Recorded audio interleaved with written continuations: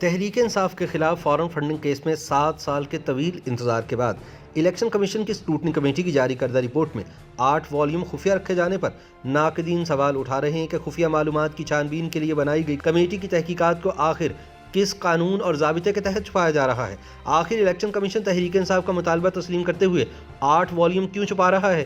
حالانکہ کمیشن ماضی میں خود واضح کر چکا ہے کہ ان تحقیقات سے متعلق کچھ بھی چھپانا غیر قانونی عمل ہوگا۔ ناقدین یاد دلاتے ہیں کہ یہ مطالبہ تو تحریک انصاف کا تھا کہ اسکروٹنی کا عمل خفیہ رکھا جائے۔ اسکروٹنی کے عمل سے تحریک انصاف کو اتنا ڈر لگتا تھا کہ اس نے بچنے کے لیے اسلام آباد ہائی کورٹ میں 11 پٹیشنز دائر کی تھی۔ کئی بار اس نے الیکشن کمیشن کے حق سماعت کو بھی چیلنج کیا۔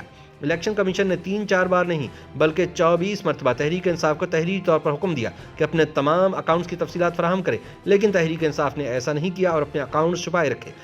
اب ان تمام تاخیری حربوں کے باوجود 7 سال بعد اگر اسکروٹنی کمیٹی کی رپورٹ آ ہی گئی ہے تو اس میں طلب کردہ دستاویزات اور بینک اکاؤنٹس پر مشتمل 1 یا 2 نہیں پوری 8 جلدیں خفیہ قرار دے کر چھپا لی گئی ہیں۔ یاد رہے کہ ماضی میں ایک موقع پر الیکشن کمیشن کو کہنا پڑا تھا کہ تحریک انصاف نے قانونی طریقہ کار کے غلط استعمال کی تاریخی اور بدترین مثال قائم کی ہے۔ سوال یہ ہے کہ فارن فنڈنگ کی اسکروٹنی کمیٹی کی جانب سے تیار کردہ رپورٹ کی 8 جلدیں خفیہ قرار دے کر کہیں خود الیکشن کمیشن نے بھی کوئی ایسی ہی مثال تو قائم نہیں کر دی۔ یاد رہے کہ 1 سال پہلے ایک جلسے کے دوران وزیر اعظم عمران خان نے کہا تھا کہ ہمیں پارٹی فنڈز کی اسکروٹنی کے عمل کو خفیہ رکھنے کی قطعاً کوئی ضرورت نہیں۔ الیکشن کمیشن یہ اسکروٹنی کھلے عام کرے اور اسے لائیو نشر کرے تاکہ ساری قوم دیکھے۔ جلسے میں اس اعلان پر تالیاں بھی بج گئیں، لیکن خرابی یہ ہوئی کہ یہ بات اس کیس کے پٹیشنر اکبر ایس بابر نے بھی سن لی۔ وہ درخواست لے کر الیکشن کمیشن کے سامنے پیش ہو گئے کہ عمران خان کی اس پیشکش کی روشنی میں یہ کارروائی لائیو نشر کرنا یا نہ کرنا آپ کی مرضی ہے۔ البتہ پی ٹی آئی نے جو اکاؤنٹس خفیہ رکھے ہوئے تھے اور الیکشن کمیشن نے اسٹیٹ بینک کو خط لکھا تو اسٹیٹ بینک کے ذریعے یہ خفیہ اکاؤنٹ سامنے آ گئے۔ مجھے ان اکاؤنٹس کی بینک سٹیٹمنٹس فراہم کی جائیں، لیکن جب یہ درخواست پیش کی گئی تو جیسے ایک بھونچال آ گیا۔ تحریک انصاف کے وکیل نے الیکشن کمیشن سے درخواست کی کہ مہربانی کر کے یہ چیزیں خفیہ رکھی جائیں۔ یہ پہلا موقع تھا کہ تحریک انصاف نے اپنے پارٹی قائد عمران خان کی کسی بات کو ماننے سے انکار کیا ہو۔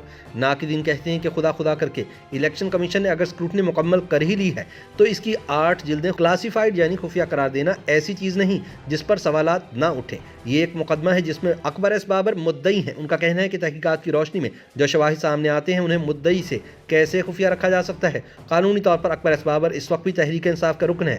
پی ٹی آئی نے یہی اعتراض اٹھایا تھا کہ وہ پارٹی کے رکن نہیں ہے اور انہیں پارٹی اکاؤنٹس پر سوال اٹھانے کا حق نہیں۔ الیکشن کمیشن نے اس اعتراض کو مئی سن 2017 میں رد کر دیا تھا اور فیصلے میں لکھا تھا کہ قانونی طور پر اکبر ایس بابر اس وقت بھی تحریک انصاف کے رکن ہے۔ اس فیصلے میں لکھا گیا کہ دستاویزاتی ثبوتوں کی بنیاد پر اکبر ایس بابر کو ذمہ داریوں سے الگ ضرور کیا گیا لیکن پارٹی سے نہیں نکالا گیا۔ اب اگر وہ پارٹی کے رکن ہیں تو الیکشن ایکٹ کی دفعہ 203 کی ذیلی دفعہ 5 کے تحت پارٹی کے ان اکاؤنٹس تک رسائی ان کا حق ہے۔ ان حالات میں سوال پیدا ہوتا ہے کہ الیکشن کمیشن اسکروٹنی رپورٹ کے 8 والیوم مدعی سے کیسے خفیہ رکھ سکتا ہے؟ ناقدین کہتے ہیں کہ کیا یہ الیکشن ایکٹ کی خلاف ورزی اور پامالی نہیں ہے؟ الیکشن کمیشن نے چیئرمین اور 3 اراکین کے دستخطوں کے ساتھ 14 اپریل 2021 کو جو حکم جاری کیا وہ انتہائی اہمیت کا حامل ہے۔ اس میں لکھا گیا ہے کہ اسکروٹنی کمیٹی فلاں تاریخ تک تمام دستاویزات دیکھ کر رپورٹ مرتب کرے۔ اس حکم نامے کے ایک اور پیراگراف میں یہ بھی لکھا ہے کہ جب رپورٹ کمیشن کے سامنے پیش کی جائے گی تو اس رپورٹ اور دستاویزات کی نقول ہر فریق حاصل کر سکے گا۔ یہی اصول الیکشن کمیشن نے 30 مئی سن 2018 کے فیصلے میں بھی طے کیا تھا اور اپریل سن 2021 کے فیصلے میں بھی اس کا حوالہ دیا گیا۔ اب سوال یہ ہے کہ الیکشن کمیشن اپنے ہی حکم نامے کو کیسے پامال کر سکتا ہے؟ اسکروٹنی کمیٹی بناتے وقت اور اس کو مینڈیٹ دیتے وقت جو اصول الیکشن کمیشن نے طے کر دیے، رپورٹ پیش ہو جانے کے بعد خود الیکشن کمیشن انہی اصولوں کی خلاف ورزی کیسے کر سکتا ہے؟ ناقدین سوال اٹھاتے ہیں کہ آخر ایسا کیا ہوا کہ الیکشن کمیشن کو اس رپورٹ کے 8 والیوم خفیہ رکھنے پڑے جسے پہلے ہی پبلک ڈاکیومنٹ قرار دے کر اس تک ہر شخص کو رسائی کا حق دیا جا چکا تھا۔